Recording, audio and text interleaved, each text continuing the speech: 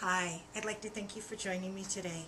My name is Deborah Jackson, and I'll be giving a presentation for Western Governors University, the RLUT 1 course. I'll be happy to answer any questions you may have at the end of the program. Man and horse have shared a bond for thousands of years, and it continues to grow and evolve into several areas.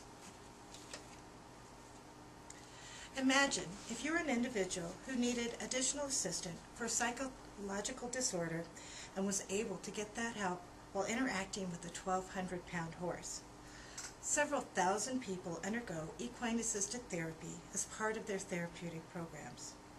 The focus of this presentation is to introduce studies that have shown that equine-assisted therapy is being used for developmental, mental, and emotional disorders.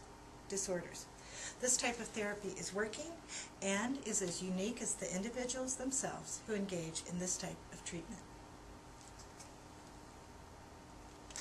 Let's begin with children who suffer from the developmental disorder autism. Equine-assisted therapy is a perfect way for most therapists to begin to understand, help, and empower these children. In her article, Hoofprints, Digman worked and studied the connection between horses and the role they play in therapy with autistic children. She discovered that horses needed less verbal communication, and it was a more relaxing environment for the children. And being outside in that environment, the children were more able to socialize and interact with their surroundings. Grooming and feeding was also on a softer scale, and it made the children much more comfortable and engaging. Another area where therapists are using equine-assisted therapy is in the mental health spectrum. Many people struggling with mental health issues have a hard time interacting with society. It is vital that we establish new ways to offer encouragement and a better way for individuals to understand and manage their differences and similarities with society. A study was written by Bishop, Joy, and Davidson about individuals diagnosed within the schizophrenia program spectrum who engage in a 10-week equine horse therapy program. The activities are divided into 3 parts. The first is a bonding activity with the horse, the second a mounting activity, and the third was a post-riding processing group. They began with all the sights, smells, and uniqueness of this program. This enables the participants to feel a wide range of emotions. The therapists are engaged with them and encourage the accomplishments of each. It enables each one to become more aware of their abilities and to be self-guided and empowered. The horses offer unconditional love and have no preconceived notions about the individual. All that matters is the relationship between the two. The last area I would like to discuss is the benefits of equine-assisted therapy for emotional issues.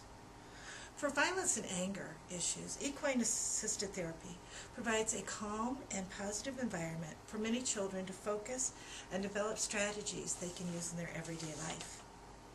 A study was written by Trotter, Chandler, Goodwin, Bond, and Casey that shows early intervention is vital for a successful outcome.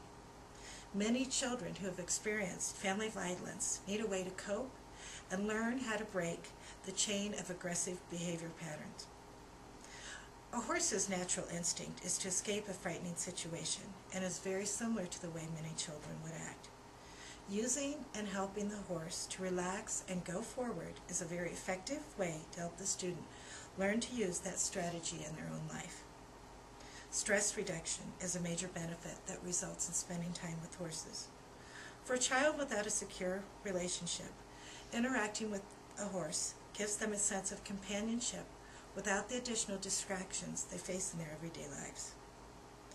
In conclusion, it is amazing to see the wonderful strides that horse therapy can play with those less fortunate.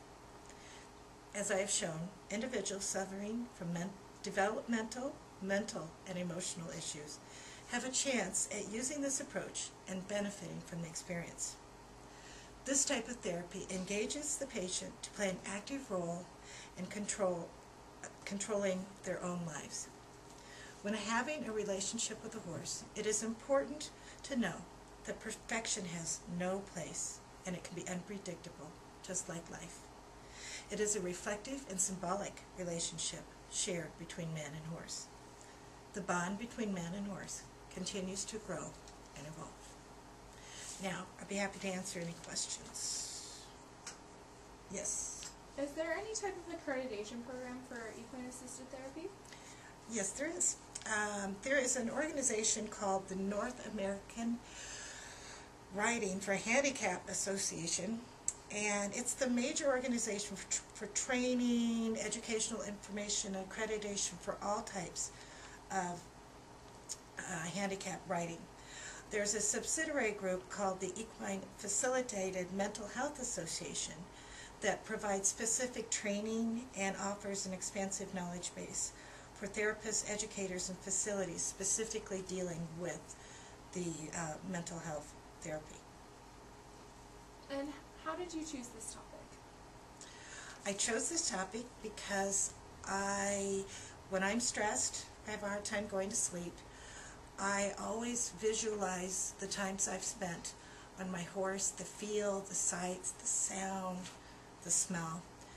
And I thought, wow, if this does this much for me, I wonder what it would do for those that are less fortunate, that are undergoing psychological issues. That concludes my presentation for today. I'd like to thank you for joining me.